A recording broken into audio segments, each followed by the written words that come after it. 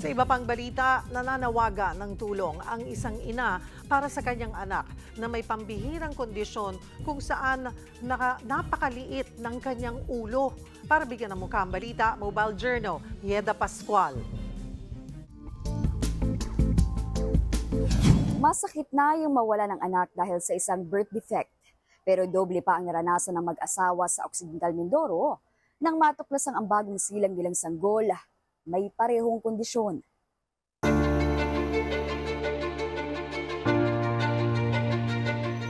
Sa mismong 7th birthday niya noong September 21, 2024, pumanaw si Jace, panganay na anak ng mag-asawang Mary Grace at Epigenio Salazar.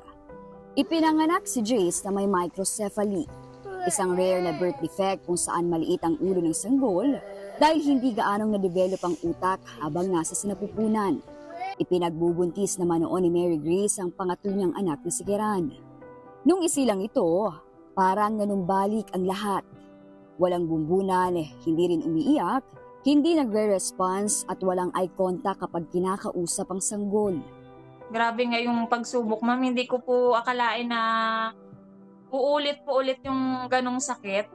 Siyempre po, kakamatay lang po nung anak ko. Tapos pagkalabas ng bunso ko natin, parang sa isip ko po ay ganito na naman yung anak ko. Parang sobra po man para akong mabubuang po na yun. Ngayon, 6 months old na si Kiran, pero ang timbang wala pang 5 kilo at ang ulo nito mas maliit pa sa newborn.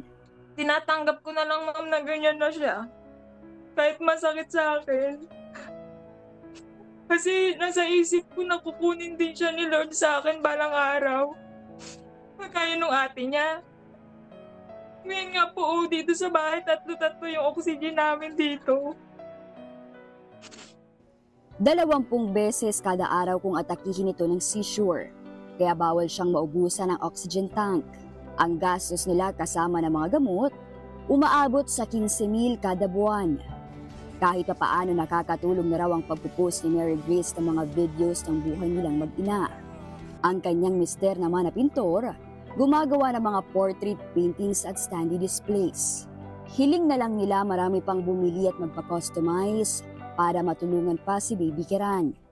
Nagmamakaawa po ako na tulungan niyo po yung anak ko kahit po maliit na halaga ay malaking bagay na po para sa anak ko, para po sa mga gamutan niya. Maliit na halaga po ay malaking bagay na po para sa buhay ng anak ko, para humaba po yung buhay ng anak ko. Mobile Journal Yeda Pascual po.